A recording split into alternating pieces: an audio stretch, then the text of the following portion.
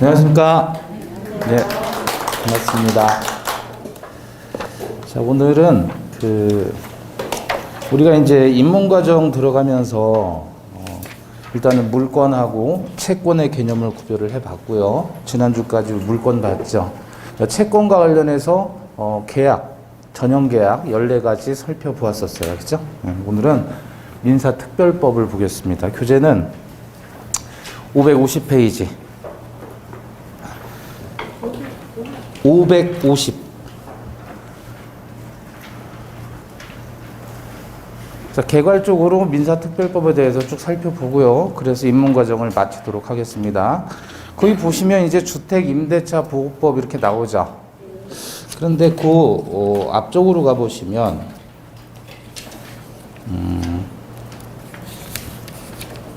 548페이지 페이지가 안 나왔어요. 548페이지 찾았죠? 예, 그거 페이지 안 나온 거. 거기 이제 파트 4 그래서 민사특별법 이렇게 나오죠. 챕터 1은 뭐죠? 주택임대차 보호법 2장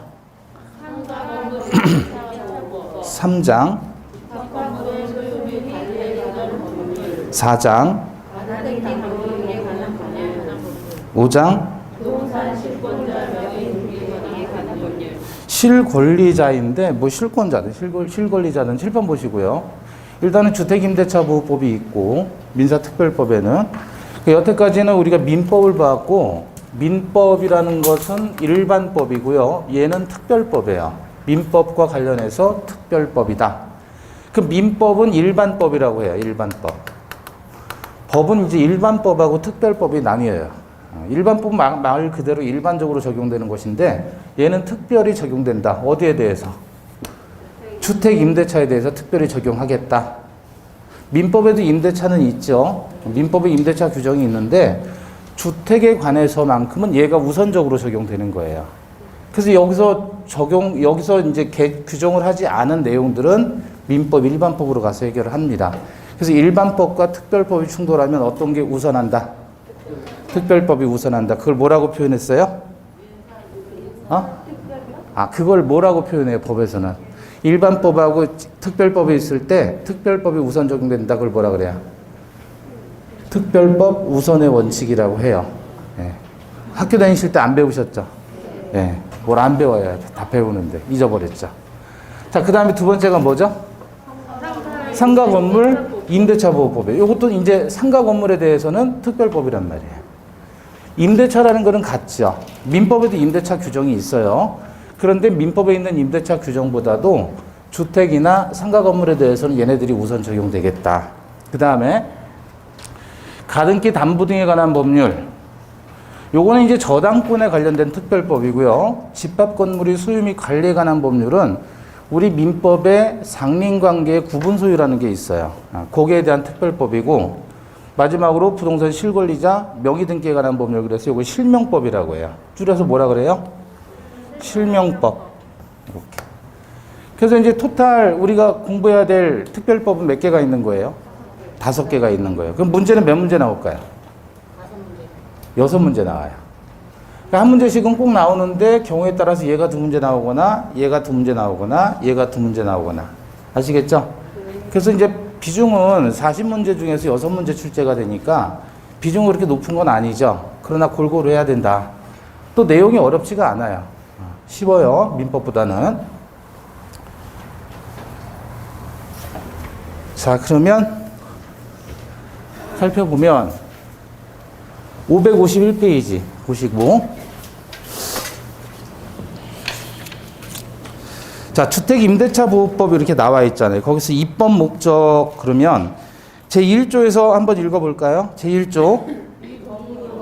다시 시작. 이 법은 주거용 건물의 임대차에 관하여 민법에 대한 특례를 규정함으로써 국민 주거 생활의 안정을 보장함을 목적으로 한다.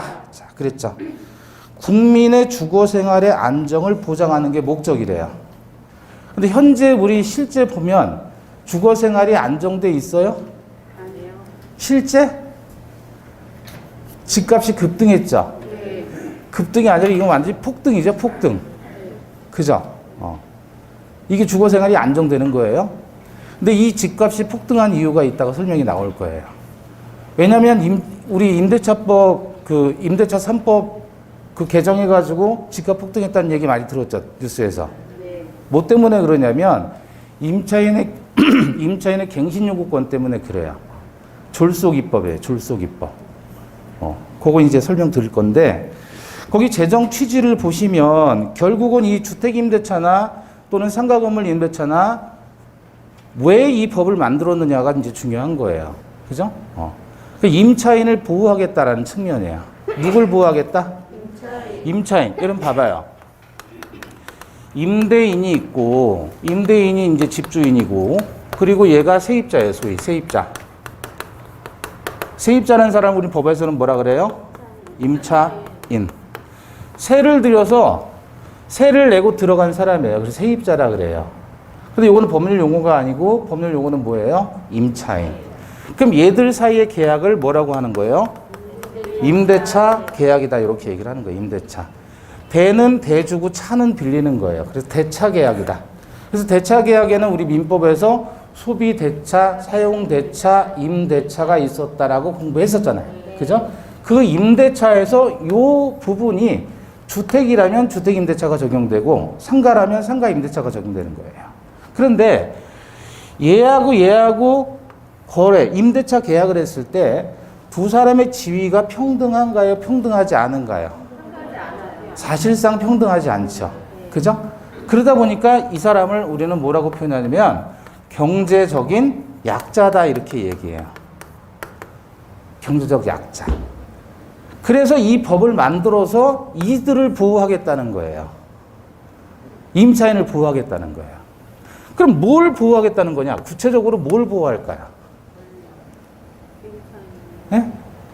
이 법의 목적이 뭐라 그랬죠? 국민의 주거 생활의 안정을 보장한다 그랬잖아요. 그죠? 그러면 첫째로 뭘 보호해야 되겠어요? 말 그대로 주거 생활을 보장해 줘야 될 거 아니에요. 그래서 거주를 보호한다. 그 집에서 계속해서 살 수 있도록 그 거주를 보호한다는 측면. 두 번째는 재산을 보호하는 거예요. 임차인의 재산이라는 게 뭐겠어요, 결국은?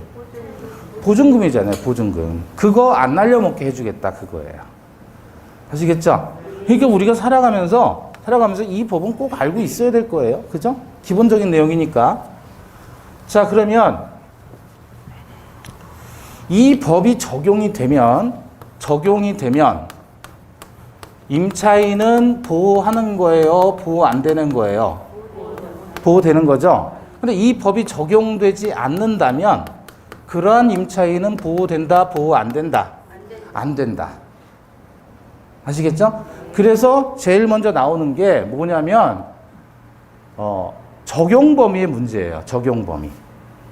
어디까지 적용하겠느냐 그거예요. 그런데 지금 여기 보시면 줄여서 제가 주임법 그랬고 여기는 상임법 그랬잖아요. 두 개를 비교해서 봐야 돼요.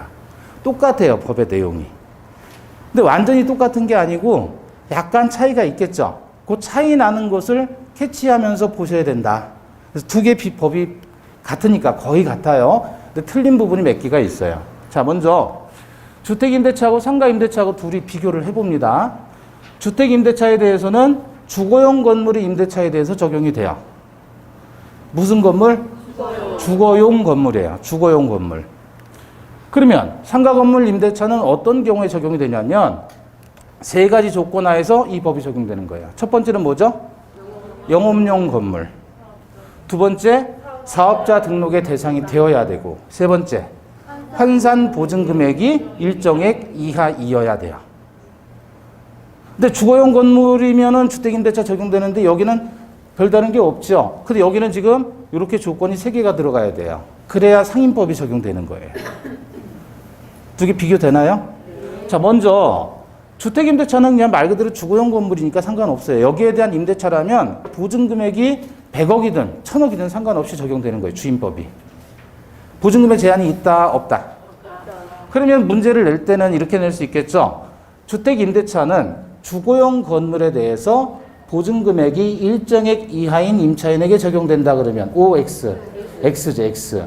왜냐면 여기는 주거용 건물이기만 하면 되는 거예요. 근데 문제는 여기는 무슨 건물이다? 영업용 건물이에요. 그럼 여러분, 공장이라든지 이런 거는 영업용 건물일까요? 아닐까요? 영업용 건물이에요? 아니에요? 공장은? 물건을 제조하는 시설이 들어가 있잖아요. 영업이라는 건 제조하고 같은 거예요? 다른 거예요? 영업용이라는 건 도대체 뭘 얘기할까요? 공장은 이건 적용 안 되는 거예요, 상인법이. 판매하는 거예요, 판매. 소위 장사용으로 쓰는 건물이에요. 그러니까 공장은 장사용으로 하는 게 아니라 제조하는 거잖아요. 그죠? 그러니까 공장에 대해서는 이 법이 적용된다, 안 된다? 안 되는 거예요. 그럼 공장은 주택이에요, 주택이 아니에요? 주택도 아니죠. 그럼 공장을 운영하기 위해서 건물주하고 임대차 계약을 맺으면 상주택도 아니고 그건 상가도 아니잖아요. 손님들한테 파는 게 아니잖아요. 그죠? 그럼 이 법이 적용이 안 되겠네요, 공장이라면? 그렇죠. 두 개 다 적용 안 돼요. 그럼 뭐가 적용돼요? 그때는 민법상의 임대차만 적용되는 거예요. 그래서 일단 영업용 건물의 임대차라는 거 기억하시고요. 장사하는 사람들이에요. 소위 누구예요? 요즘 흔히 얘기하는 자영업자들. 근데 자영업자라고 해서 다 요즘에 다 힘든가요? 아니요. 안 힘든 사람도 있을 건 아니에요. 그죠? 있을 수는 있겠죠. 그러니까 보증금액이 일정액을 주어지고 그 이하인 어려운 자영업자들만 보호해주겠다 이거예요. 돈이 많은 자영업자라면 보증금액이 꽤 세겠죠. 그죠? 서울 같은 경우에는 보증금액이 얼마 이하이냐면 9억 원 이하이어야 돼요. 보증금액이.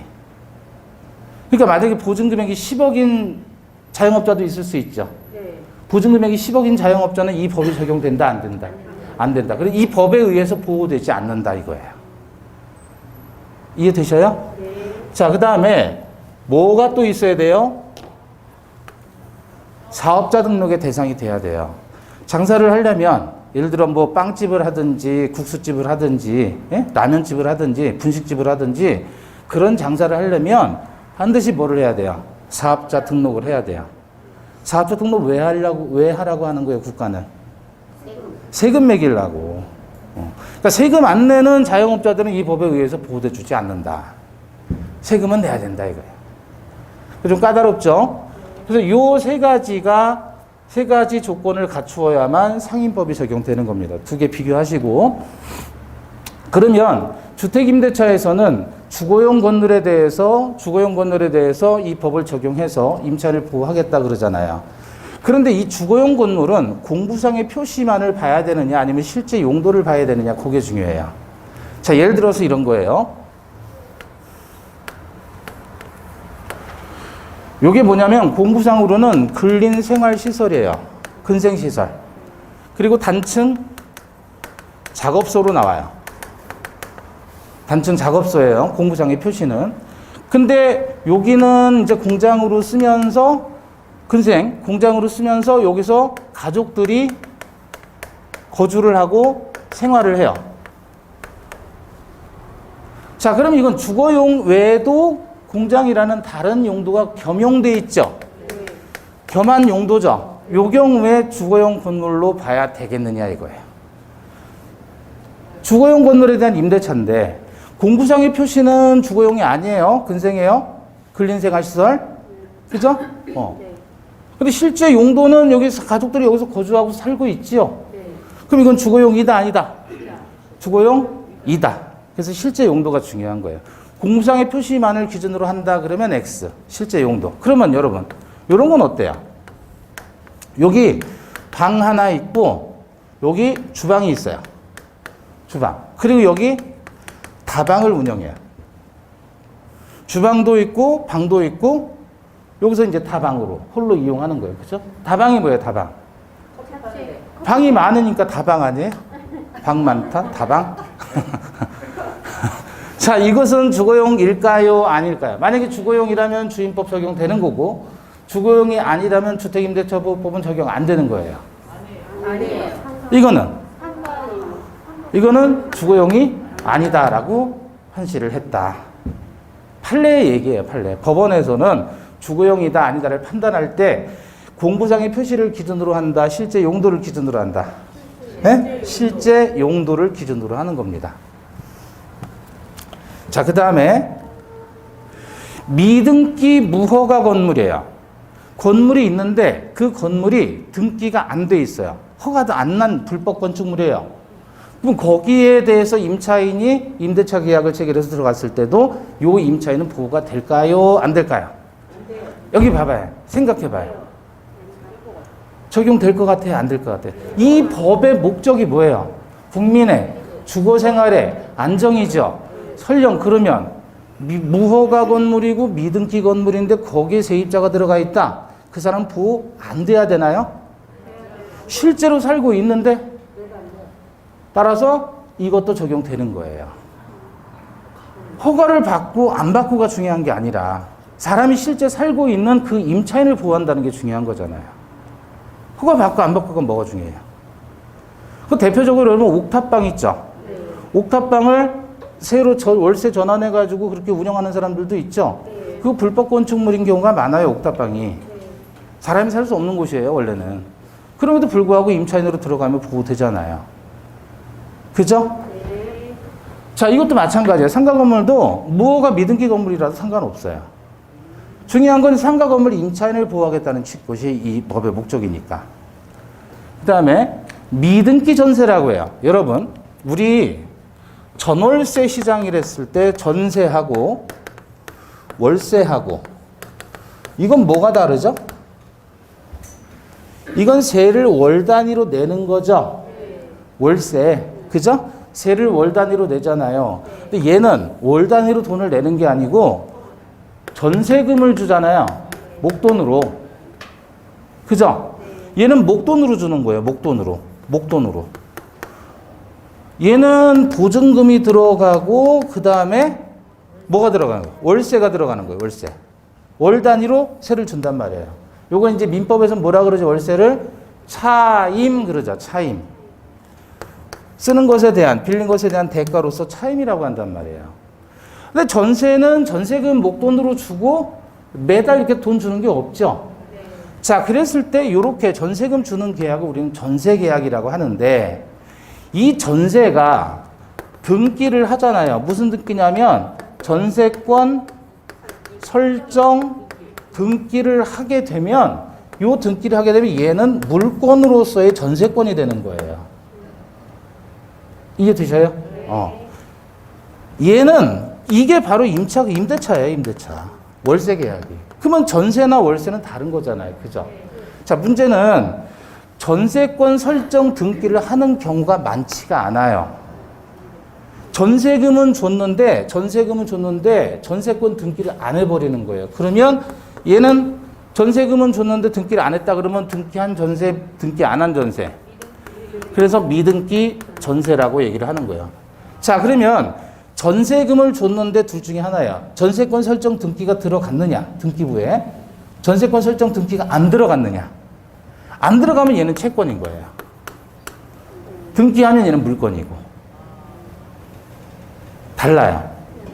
전세금을 주는 건 같은데 기왕이면 전세금 주고서 전세권 설정 등기를 해놓으면 그럼 물권자로서 보호되는 거예요. 강력하게. 근데 전세금만 꼴랑 주고 전세권 등기를 안 했단 말이에요. 그럼 걔네들을 미등기 전세라고 해서 얘하고는 입장이 완전히 달라요. 얘는 채권인 거예요. 채권이 뭐라 그랬죠? 채권이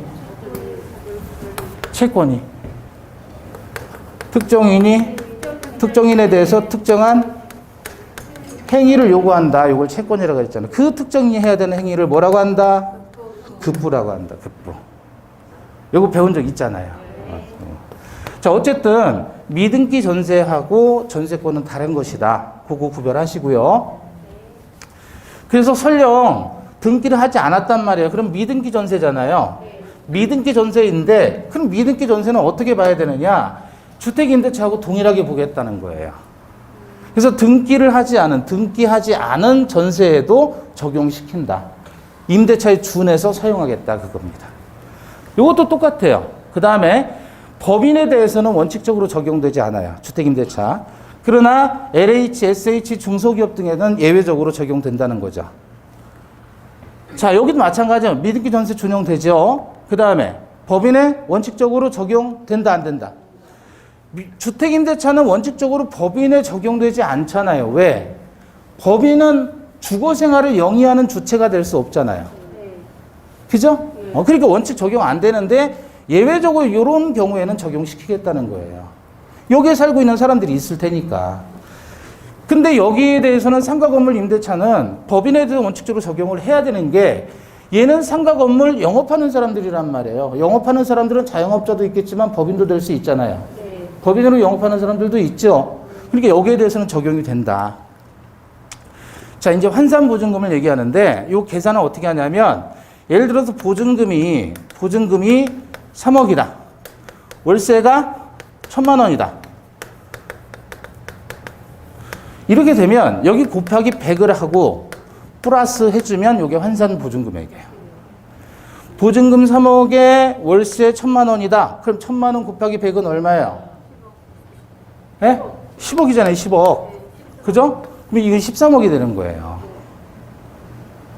환산보증금 계산할 수 있겠죠? 어려운 거 아니죠? 그냥 보증금은 3억인데 월세가 예를 들어 1,000만 원이다 그러면 1,000만 원에 곱하기 100을 해주면 이게 10억이 되잖아요. 얘하고 더한 걸 환산한 보증금이라고 하는 거예요. 그 월세가 예를 들어서 보증금이 1억인데 월세가 100만 원이다. 보증금이 1억이고 월세가 100만 원이에요. 그럼 얼마예요? 환산보증금은? 2억이 되는 거예요. 2억. 100만 원 곱하기 100은 1억이고 1억 플러스 1억이니까 2억이 되는 거예요. 이해되셨어요? 자, 이런 환산보증금인데 수도권 정비계획법에 따르게 되면 대한민국은 이렇게 나눕니다. 서울특별시, 그 다음에 과밀억제권역. 과가 뭐라고요? 과밀억제권역. 그 다음에 광역시. 그 다음에 기타 지역. 저 어떻게 나눈다고요? 서울특별시, 과밀억제권역, 광역시, 기타 지역. 그래서 줄여가지고 대한민국은 서울과 광역지역으로 나눠요.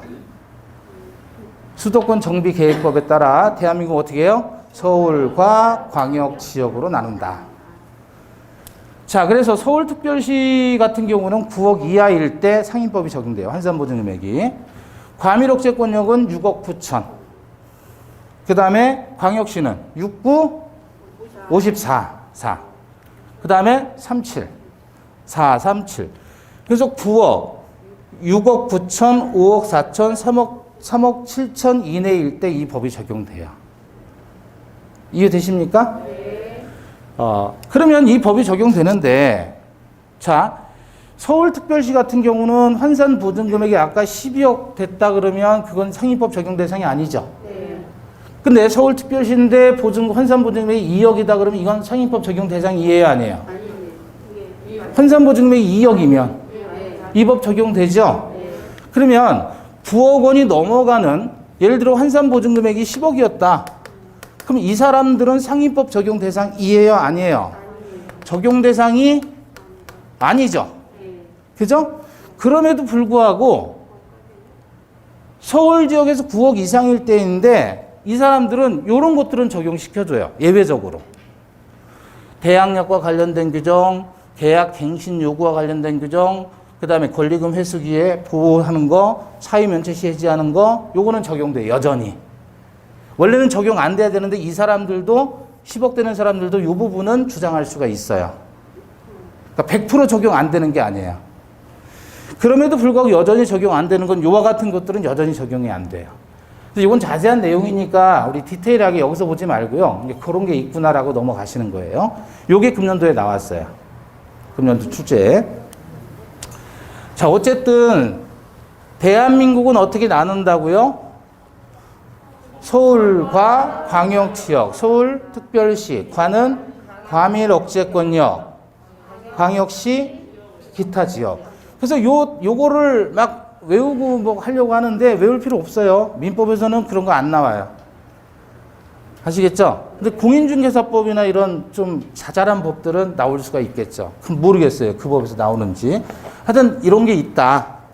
중요한 건 요거죠. 이제 다음에 554페이지 가보시면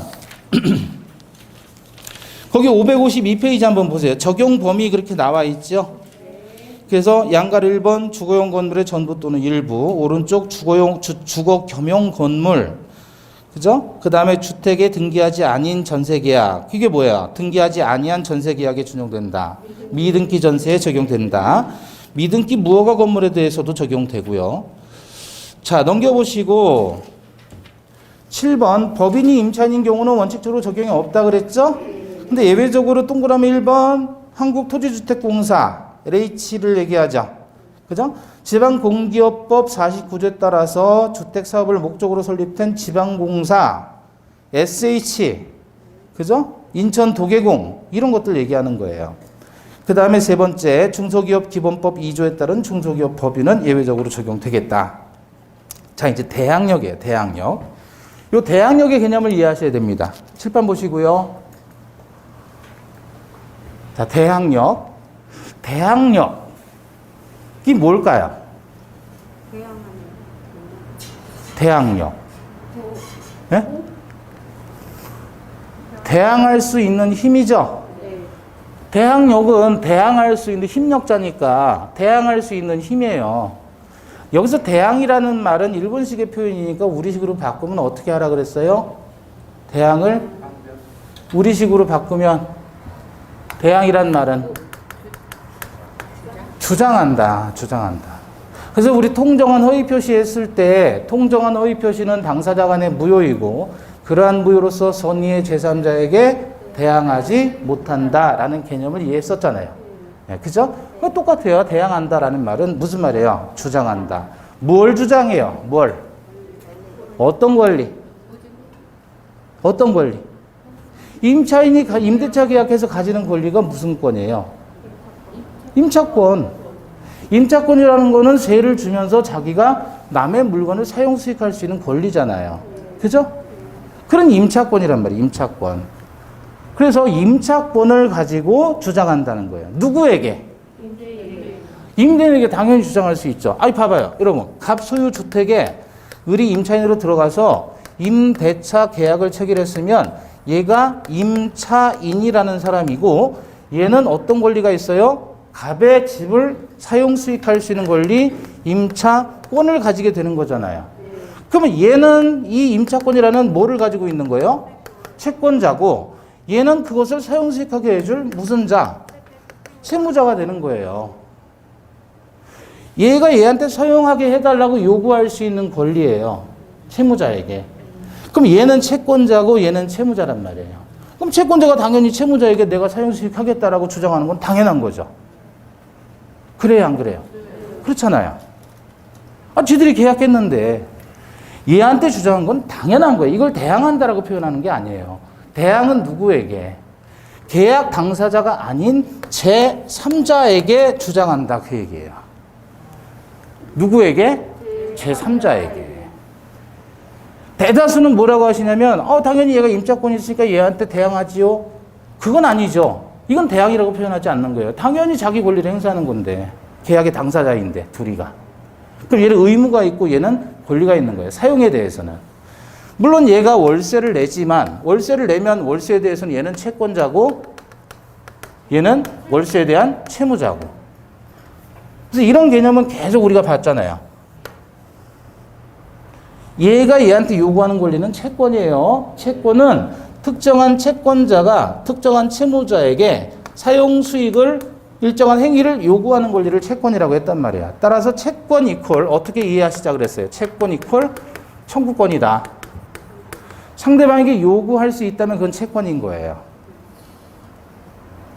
채권이 뭐지? 하나도 기억 안 나네? 상관없어요. 그냥 채권은 채권인 거예요. 채권자가 채무자에게 일정한 행위를 요구한다. 돈 달라고 하면 금전채권. 물건을 사용한다 그러면 임차권. 아시겠죠? 이런 걸 채권이라고 하는 겁니다. 계속 반복하면 알게 돼요. 자, 그런데 이제 어려운 거 얘기할 거예요. 어려운 거. 지금 갑이 집을 가지고 있어요. 그럼 얘는 이제 임대차 계약이라면 임대인의 입장이 되겠죠. 자, 임대차였어요. 을과. 그럼 을과 갑 사이에는 임대차라는 계약 관계를 통해서 각각의 채권 채무가 발생한 거죠. 그죠? 그런데 갑이 집을 병에게 팔아요. 그럼 누가 소유자가 된 거예요, 이제? 병이 소유자 됐죠.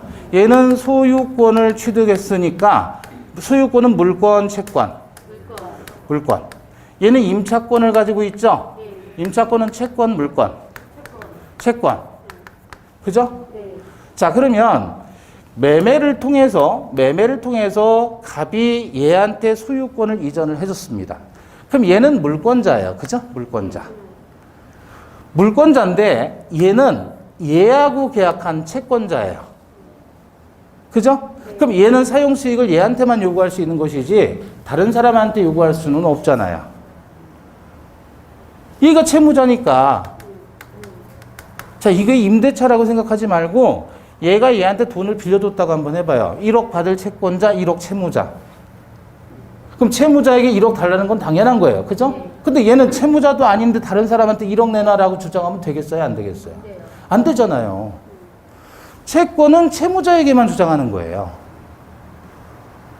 그러다 보니까 얘는 소유자인 물권자가 되는 거고 얘는 이 집에 대해서 사용할 수 있는 채권자에 불과한 거니까 물권과 채권이 충돌하면 언제나 물권이 우선합니다.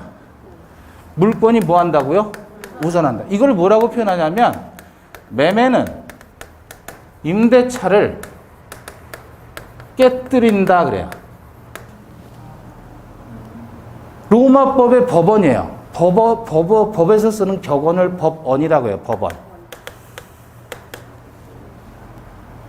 다시 말하면 매매를 통해서 물권 취득했고 임대차를 통해서 채권 취득했다면 채권과 물권이 충돌할 때 물권이 우선한다라는 것을 이렇게 표현하는 겁니다. 매매는 임대차를 깨뜨린다. 그러면 이게 민법의 원리예요. 따라서 얘가 물권자라면 얘보다 우선하니까 얘는 소유권을 가지고 있다면 그 물건을 뭐 하는 거죠? 사용하고 수익하고 처분할 수 있는 자유로운 권리를 가지게 되는 거죠. 그럼 얘가 당연히 사용 수익할 수 있고 얘도 사용 수익할 수 있지만 그 사용 수익은 갑에게만 주장하는 것이지 다른 사람에게는 주장할 수가 없어요. 따라서 이때 을이 이자에 대해서도 나는 임차권이라는 채권이 있다라고 주장할 수 있도록 해주는 걸 대항력이라고 하는 거예요. 원래 이론상으로 가면 얘가 나가 그러면 얘는 쫓겨나야 되는 거예요. 쫓겨나야 돼요. 이 채권은 등기를 합니까? 안 합니까? 원칙적으로. 등기해야 안 해요? 안 하잖아요. 채권은 등기를 하지 않습니다. 원칙적으로. 그러니까 원래 그대로 가면 소유자가 바뀌게 되는 순간 얘는 물권을 취득하게 되고 얘는 채권을 가지고 있으니까 얘보다 얘가 우선하는 거예요. 따라서 나가 그러면 얘는 쫓겨나는 거예요. 그래서 임차인의 거주를 보호하려는 목적으로 뭐를 준 거다? 대항력을 준 거예요. 이해되십니까? 그러면 결론적으로 이제 쫓겨난다, 안 쫓겨난다, 이제? 안 쫓겨난다. 대항력이 있다면 소유자가 바뀌더라도 쫓겨나지 않는 겁니다. 대항력이 없다면 그러면 소유자가 바뀌면 어떻게 돼요? 쫓겨나는 거예요. 채권은 물권을 이길 수가 없으니까. 그래서 얘가 물권자고 얘는 채권자다. 그럼에도 불구하고 채권자가 이렇게 대항할 수 있다, 주장할 수 있다. 이것을 대항력이라고 하는 거예요. 아시겠죠? 네. 대항력이 있으면, 대항력이 있는 임차인이라면 집주인이 바뀌어도 쫓겨난다, 안 쫓겨난다? 안 쫓겨난다. 자, 이 법이 주택임대차보호법이 82년도에 만들어졌어요. 그럼 80년대 이전까지에도 임대차가 있었겠죠, 주택임대차가. 그럼 주택임대차보호법이 만들어지기 전에 집주인이 바뀌면 세입자는 어떻게 되는 거예요? 쫓겨나는 거예요. 쫓겨나는 거예요. 그런데 만약에 이게 경매를 통해서 넘어갔다. 이 사람이 빚을 과도하게 져가지고 경매를 통해서 집이 다른 사람이 낙찰됐단 말이에요. 그럼 세입자는 100% 쫓겨나요. 보증금은. 얘한 찾아가서 받아야 되는데 얘가 지금 망했잖아요. 그래서 80년대 이전에는, 이 법이 나오기 이전에는 세입자들이 엄청나게 불안한 지위가 있었어요. 집주인이 바뀌게 되는 순간 세입자들은 쫓겨나니까. 그죠? 그래서 과거에 70년대, 60년대에는요, 세입자들이 명절 때만 되면 집주인에게 설탕 갖다 주고 밀가루 갖다 주고 막 그랬어요. 선물로. 그런 시절이 있었다고요. 왜냐면 집주인 눈치를 봐야 되니까. 왜? 세입자는 힘이 없어요. 채권자이기 때문에. 따라서 집주인만 바뀌게 되는 순간 그냥 쫓겨나는 거예요, 이 사람은. 보호를 못 받고 약속 기간이 있는데도 불구하고.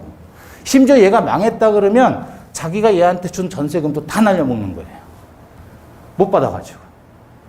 그러니 이게 국민의 경제생활의 안정을 거둘 수가 없잖아요. 그래서 이 법을 만들어서 임차인에게 뭐를 준 거예요? 대항력을 준 거예요. 그러니까 지금은 임차인의 지위가 이렇게 강화가 되니까, 이 법에 따라서 임차인이 강화되니까 굳이 집주인에게 설탕 갖다 주고 이런 거 갖다 줄 필요가 있어요? 없잖아요. 선물해 줄 필요도 없잖아요. 오히려 집주인이 지금 더 약화됐다. 얘들이 강화됐고, 이 법 때문에. 그게 제일 핵심이 뭐예요? 대항력이에요, 대항력.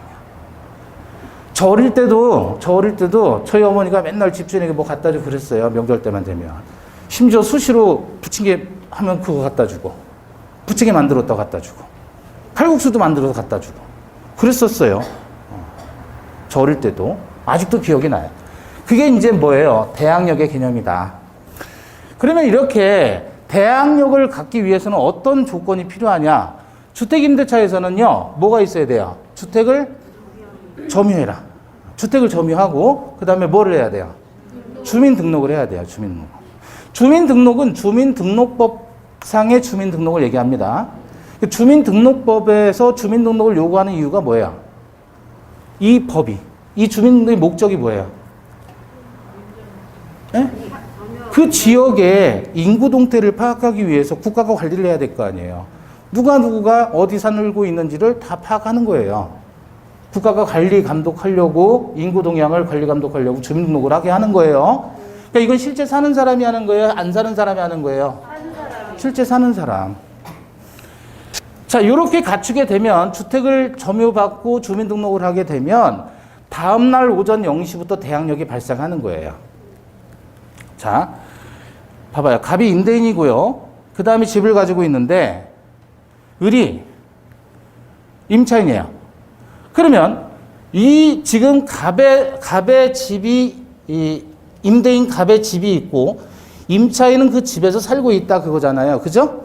그럼 여기서 등기부상에 등기부 등본을 떼어보면 소유자는 누구로 나올까요? 네? 갑으로 나오겠죠. 주민등록도 떼볼 수 있나요? 네. 떼볼 수 있죠. 네. 주민등록 등본을 주민자치센터 가서 주민등록 등본을 떼면 거기에 주민등록한 사람이 나올 거 아니에요. 주소지에. 네. 그죠? 그럼 주민등록한 사람은 누구로 나와요? 을로 나오겠죠. 네. 그럼 얘네들의 관계는 뭐냐 이거죠. 예? 누구요? 라고 물었을 때 을은 뭐라 그래요? 예? 임차인입니다라고 할 수도 있지만 누가 될 수도 있어요? 첩이 될 수도 있죠. 아니, 명의자는 이 사람인데 이 사람이 살고 있잖아요. 주민등록을 했으니까. 그러니까 그녀가 될 수도 있고 또 그 놈이 될 수도 있고. 그죠? 그럴 수 있어요? 또는 유령일 수도 있나요? 유령? 무슨 뜻이에요, 유령이? 살지 않는데. 그렇죠. 위장전입자가 될 수도 있잖아요. 그럴 가능성이 있어요, 없어요? 있죠. 또는 갑이 집을 팔아서 을이 거기서 살고 있는데 아직 등기를 안 한 거예요. 등기하지 않은 매수인이에요. 또는 임차인일 수도 있다. 그러니까 요 공부상의 표시만을 가지고 얘는 소유자가 아니면서 살고 있는 사람이다라는 거를 여러 사람에게 뭐예요? 보여준다, 공시하는 거예요. 우리가 보통 등기를 떼면, 등기부 등본을 떼면 거기에 소유자가 나오고 또 거기에 뭐 전세권자가 나오고 지상권자가 나오고, 예? 뭐 저당권자가 나오고, 이런 사람들이 나오잖아요. 자, 이걸 기재하는 곳이 무슨 구? 요거를 기재하는 게 을구잖아요. 이렇게 등기부에 보면은 다 이렇게 나오죠. 어떠한 권리를 어떤 사람이 가지고 있다는 게 나오는데, 문제는 임차권은 등기를 하지 않는 채권이기 때문에, 그죠? 등기부에 안 나오는 거예요. 등기부에 안 나오니까 이 사람의 정체가 궁금한 것이다, 그거예요. 분명히 얘는 소유자가 아니면서 살고 있다, 그거잖아요. 그쵸? 그래서 뭐가 필요한 거예요? 이 사람이 이런 가능성이 있으니 가서 이 사람이 살고 있다면 물어보라는 거예요. 누구세요? 그러면 저는 임차인입니다. 임차인이세요? 아니요. 저는 저희 애기 아빠가 소유자고 저는 가족입니다. 혼인은 안 돼 있습니다. 이런 식으로 얘기를 할 거 아니냐 그거예요. 그래서 꼭 점유를 해야 되는 거예요. 무슨 말씀인지 아시겠죠? 결국은 요 배항 요건이라는 거는 결국은 뭐예요? 임대차의 무슨 방법이다? 공시 방법이 되는 거예요. 자, 우리 물권은 전부 대항력이 있어요. 물권은 왜 대항력이 있냐면 등기에 기재를 하죠. 이렇게 등기부에 기재가 되니까 이거는 누구에게든지 주장할 수가 있는 거예요. 이게 등기의 대항적 효력이라 그래요. 등기를 하게 되면 등기에 기재된 내용은 어느 누구에든 주장할 수가 있어요. 그런데 임차권은 등기를 안 하잖아요. 그러면 등기를 안 하면 등기를 해놓으면 어떤 사람이든지 이 등기부 등본을 떼서 보면 여기 이러이러한 권리가 언제까지 설정이 돼 있구나라는 걸 알 수 있는데, 그죠? 등기가 되면. 근데 임차권은 채권임에도 불구하고 등기를 하지 않으면서 공시를 해줘야 되는 문제가 있단 말이에요. 여러 사람에게 보여줘야 되는 문제가 있어요. 그거를 요걸로 해결을 하는 거예요. 그리고 실제 사는 걸 보고 가서 물어봐라. 조사하는 거예요. 그러니까 이게 바로 등기의 대용이다. 기본적으로 대항력은 모든 물건에 다 있어요. 왜? 물건은 다 등기를 하니까. 등기에 기재를 하니까 그걸 가지고 누구에게든 주장할 수 있는 것인데, 임차권은 공교롭게 채권이다 보니까 따라서 대항력이 없어요. 대항력이 없는데, 그러면 임차인에게 대항력을 주기 위해서는 어떤 노력을 해야 되느냐 이거죠. 이거를 해야 된다 그거예요. 이거를. 그럼 이게 등기하지 않더라도 임차인임을 제3자에게 알려줄 수 있는 공시 방법이다. 공시한다라는 말은 여러 사람에게 보여준다는 거예요.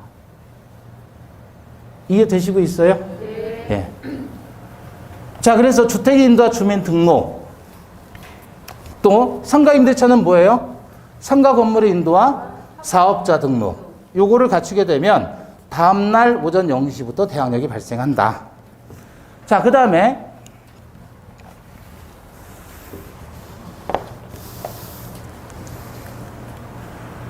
이제 뭐를 봐야 되냐면 567페이지 보시면 쭉 넘어가서 자, 존속예보 그렇게 나와 있죠. 존속예보장. 그래서 일단 기간을 보시면 주택임대차 계약은 여기 봐봐요. 칠판 보시면 거기에 관련된 내용인데 주택임대차는 일단은 2년을 보장해 줍니다. 계약을 하면. 그리고 만약에 2년 미만으로 약정을 했다. 예를 들어 1년만 약정했어요. 임대인과 임차인 사이에서 1년만 약정했으면 그거는 임차인만 주장할 수 있는 거예요. 무슨 말이냐면 임대인이 있고 임차인이 있는데 얘들 사이 합의로서 기간을 1년으로 약정했단 말이에요.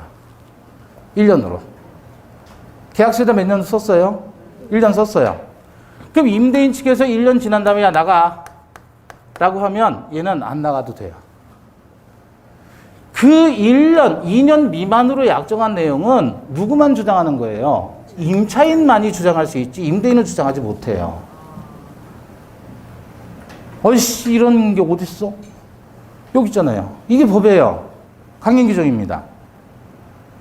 그러니까 오히려 임대인이 내가 세를 줘야지 1년만 세를 줘야지 라고 임대인이 결정을 못 한다는 얘기예요.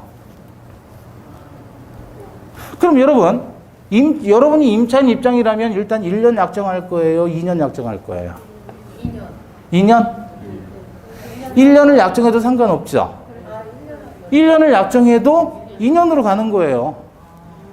임차인이 만약에 1년 후에 이사 가야 된다, 보증금 돌려받아야 되겠다 라고 생각하면 그 임차인 주장하면 되는 거고, 그때 가서 마음 변하면 그냥 2년 주장하면 되는 거예요.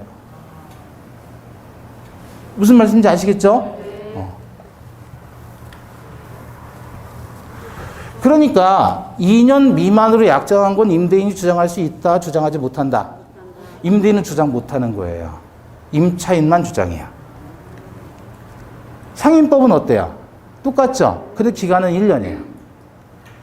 기간을 약정하지 않으면 무조건 1년. 다만 1년 미만으로 약정했으면 그것도 임차인만 주장할 수 있지 임대인 주장 못한다.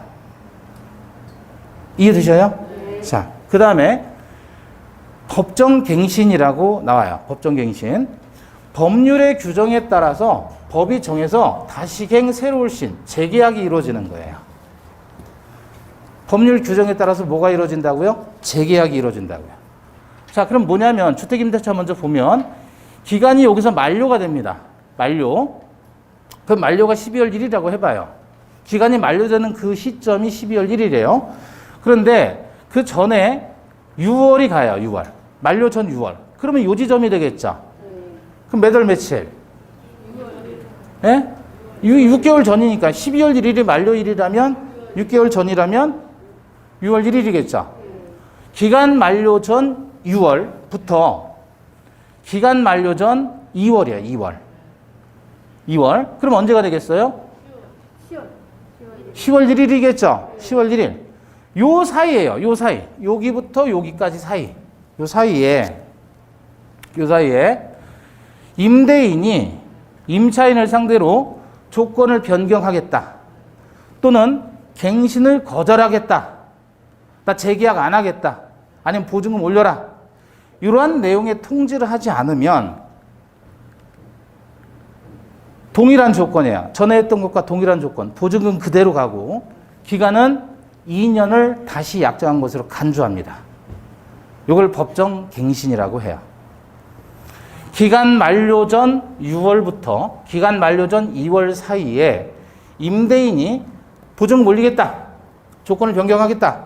또 나는 너하고 이제 재계약 안 할 것이다 라고 통지를 하면 재계약 안 하는 거예요. 근데 그런 얘기가 없었다 그러면 자동 재계약 되는 거예요. 자동 재계약. 그때는 보증금은 그대로 가고 기간은 다시 2년으로. 그래서 자동 재계약 되도록 한다. 이게 법정갱신 제도예요.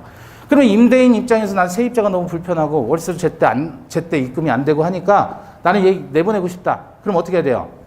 기간 만료 전 6월부터 2월 사이에 나 너하고 재계약 안 할래? 라고 통지를 하면 돼요. 문자로 하든지 아니면 내용 증명을 보내든지. 그럼 그냥 끝나는 거예요. 종료되는 거예요. 근데 임대인이 신경 안 쓰고 가만히 있었다. 근데 기간 만료 전 6월부터 2월 요 사이에 통지를 해야 되는데 임대인이 그걸 잊어버린 거예요. 그 요때쯤 돼가지고 생각이 난 거예요. 그래서 재계약 안 할 겁니다. 라고 하면 이거는 재계약 된 거예요? 안 된 거예요? 안 된대요. 재계약 안 한다라고 요 시점에 얘기하면 돼요? 안 돼요? 안 돼요. 그럼 어떻게 돼요? 요 상태에서 난 내보내고 싶다 그러면 얘기를 하면 세입자가 버티면 내보낼 수 있어요? 내보낼 수 없어요? 없어요. 왜? 법정갱신 된 거니까 이미. 요때 되면 늦었단 말이에요. 그러면 최소한 세입자 내보내려면 임대인은 언제까지 알려줘야 돼요? 기간 만료 전 2달 전에는 알려줘야 돼요. 그 왜 이게 2달이냐 이거야. 여기서 알려줘야 세입자는 또 다른 집을 찾으러 나갈 거 아니냔 말이에요. 그 시간을 얼마 주겠다? 2달 주겠다 그거예요. 2달. 그럼 임대인 입장에서 이 날짜 못 지키잖아요. 그러면 또 그냥 2년 가는 거예요. 임대인이 불편해요? 불리해요? 불리하고 불편한 거예요. 그래서 임대인이 세입자 내보내고 싶어도 그거 맞춰가지고 내보내야지 그 날짜 안 지켰다 그러면, 예? 그럼 임대인이 불리해지는 거예요. 자, 2년인데도 임대인에게만 2년이에요. 임차인은 언제든지 해지 통고할 수 있어요. 2년 안 되더라도. 지가 나가고 싶으면 무조건 나간다고 하면 돼요. 대신 3개월의 기간을 준다. 통고라고 해요. 세입자는 자기 마음대로 해요. 2년을 더 살든지 아니 중간에 나가고 싶으면 나가든지. 그런데 임대인은 자기 마음대로 못해요. 무조건 2년이에요 그냥. 이렇게 임차인만을 보호를 하고 있다. 이해되시는 거예요? 네. 자, 상임법 볼까요? 자, 기간 만료되는데 만료 전 6월이죠? 네. 예. 그럼 언제? 여기 6월. 기간 만료 전 몇 월? 1월이에요, 1월. 이것도 원래 1월이었거든요. 이게 1월이라는 말은 무슨 얘기였어요? 세입자 내보내려면 한 달 전에만 알려주면 되는 거잖아요. 네. 그죠? 근데 한 달이 짧다는 거예요. 그래서 이걸 2달 확 늘려버린 거예요. 그만큼 임차인을 더 두텁게 보호하겠다는 취지죠. 얘는 근데 1월이잖아요. 원래 이 규정이 1월이었는데 이것도 바뀐 거예요. 임대차 3법 개정하면서. 여기에요. 그러니까 11월 1일까지. 그러니까 상임법에 의하면 임대인이 세입자 내보내려면 한 달 전까지만 얘기하면 되는 거예요. 그죠? 그 요 사이에 역시 똑같아요. 조건 변경 갱신 거절의 통지를 하지 않게 되면 다시 동일한 조건으로 몇 년? 요거는 1년으로 간주해요. 1년으로. 역시 마찬가지예요. 임차인만 언제든지 해지 통고할 수 있다. 똑같죠? 그럼 차이점은 뭐예요? 주임법과 상임법의 차이점. 파란색이 잘 안 보이지만 글씨로 확인했죠? 얘하고 얘 차이란 말이에요. 그리고 1년, 2년. 요 차이고. 자, 그런데 상임법에서는요. 임차인이 기간 만료전 2월 되기 전까지예요. 그때까지. 보여요? 빨간색인데? 예. 예. 임차인이 기간 만료 전 6월부터 2월까지 사이에 통지를, 뭐라고 썼어요? 통지를 하지 않았다. 이게 빨간색이 잘 안 보이죠? 근데 이거 구별하려고 그런 거예요. 통지하지 않은 경우에도 자동 재계약 되는 거예요. 이렇게. 그런데 상임법은요. 임차인이 요 시점까지 뭐를 하냐면 갱신 요구를 할 수 있어요. 일방적으로 재계약해달라고 요구할 수 있어요. 그러니까 임차인이 요때까지 임대인에게 아무런 통지하지 않으면 자동 재계약돼요. 법정갱신 된다고요. 근데 여기서 상임법에서는 임차인이 일방적으로 요구를 하는 것이지 임차인에 의해서 법정갱신되는 건 없어요. 구별이 되나요? 주택임대차는 임차인에 의한 법정갱신이 인정이 되지만 상가임대차는 임차인에 의한 법정갱신이 없다. 대신 갱신 요구가 들어가 있다. 요 차이예요. 네. 자, 그런데 이거보다 더 중요한 게 이제 바로 이거예요. 갱신 요구권. 자, 여기부터는 잠시 쉬었다가 보겠습니다.